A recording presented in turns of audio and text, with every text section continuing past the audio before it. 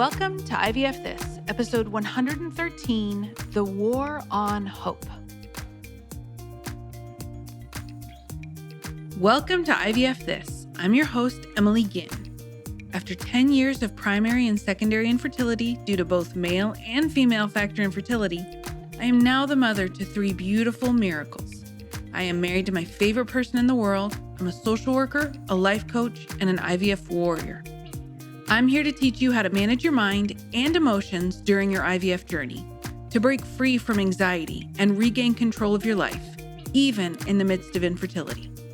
I'm going to teach you how to say IVF this to how we think about, talk about, and experience infertility. Let's go.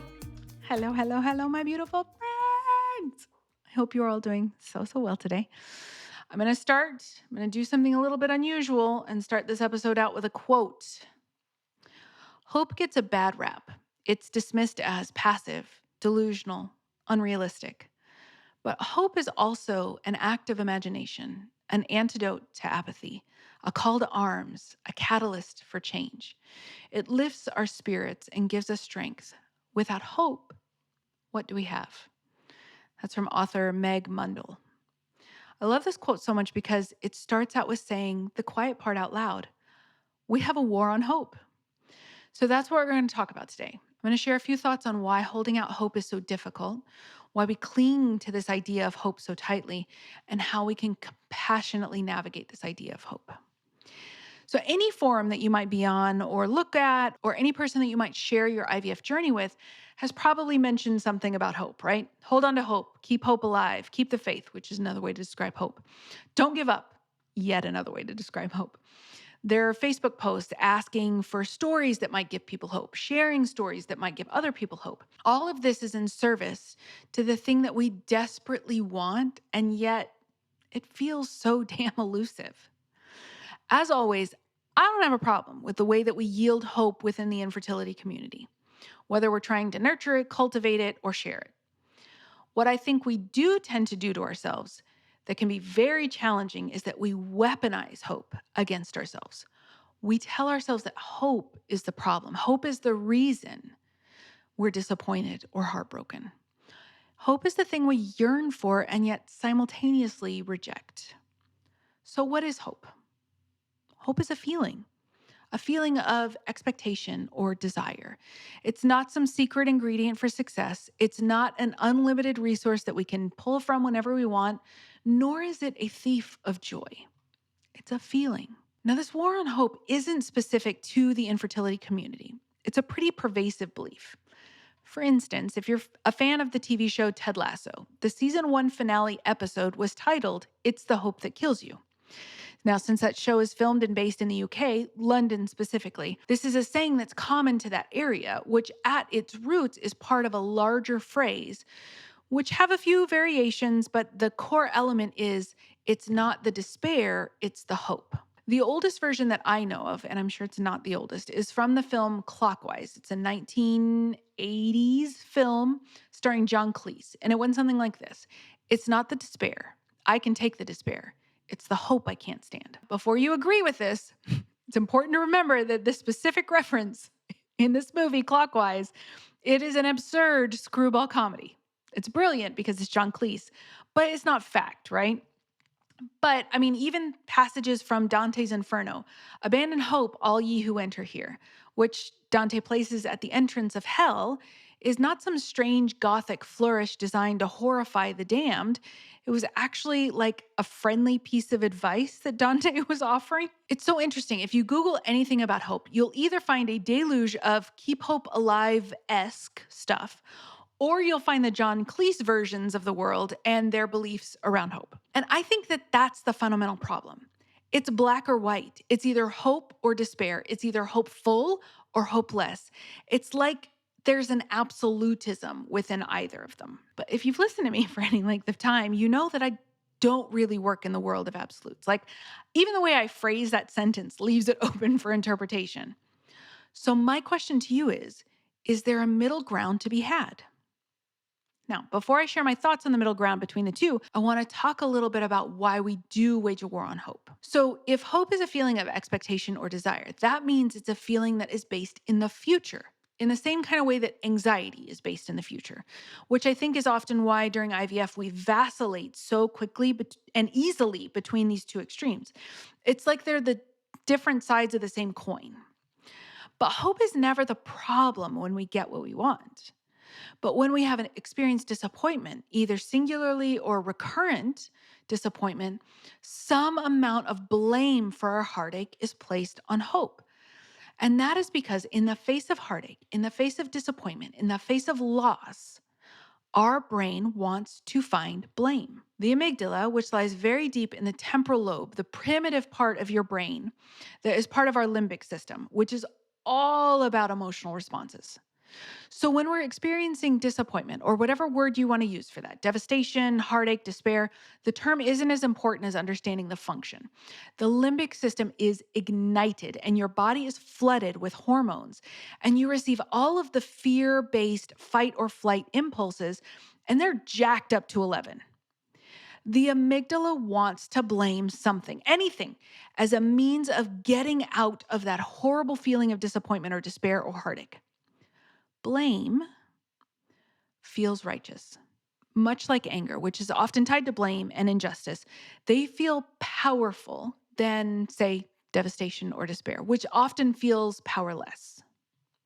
We live in a society, in a culture that wants something to blame. It wants something it can point to and say, that's the problem. This instinct didn't just materialize, it was born out of our brain's instinct to seek meaning and understanding. In the absence of that, our brain will often turn the blame on itself. When we reach out for help, like with a fertility clinic or a doctor, and it isn't working, hope is really hard to access. It's even more difficult when we make hope one of the culprits of our heartache. That's when fear, shame, and stigma keep us stuck there. Interestingly, or at least I find it interesting, the amygdala is also responsible for processing and storing memories, right? Which, when you understand the concept, of freaking course you find hope nearly impossible to access or a complete adversary. Your brain and your body remember all of the times you had hope and your heart was broken. So if you go through multiple rounds and multiple heartaches, multiple disappointments, like it's a self-fulfilling prophecy around hope. And then, like an old, reliable, albeit pain in the ass friend called shame comes in and starts back on its BS, telling you that what you did made this happen. It was all your fault because you let yourself feel hope and all that nonsense. So do you see how the war brews?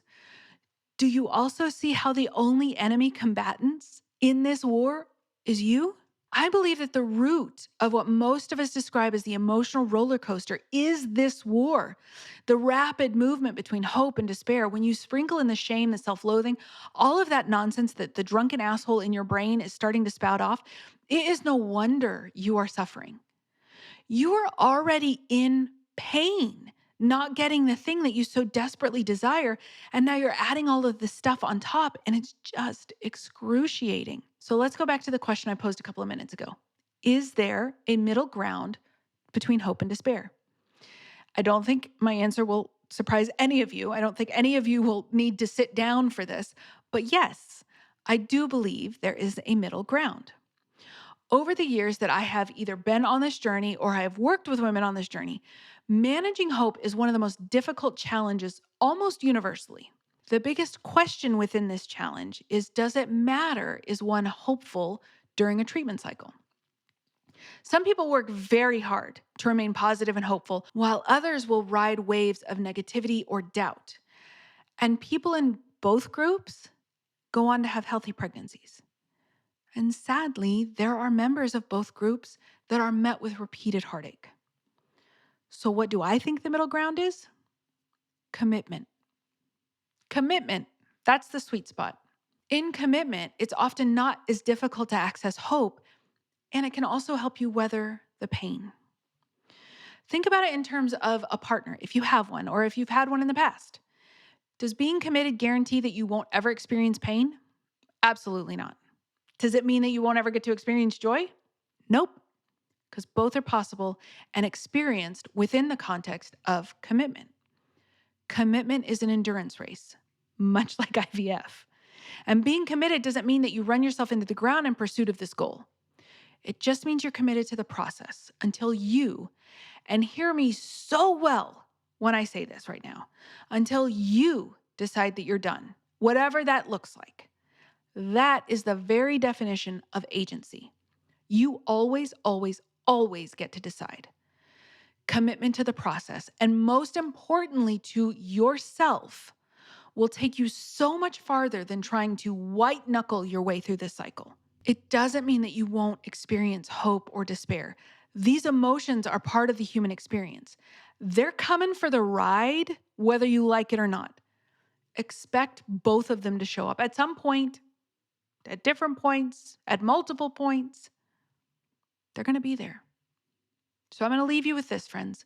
What I have learned through my own journey and what you all have so beautifully taught me is that the human ability to evaluate when hope or caution is needed is instinctual. It's your inner wisdom telling you what you can or cannot do.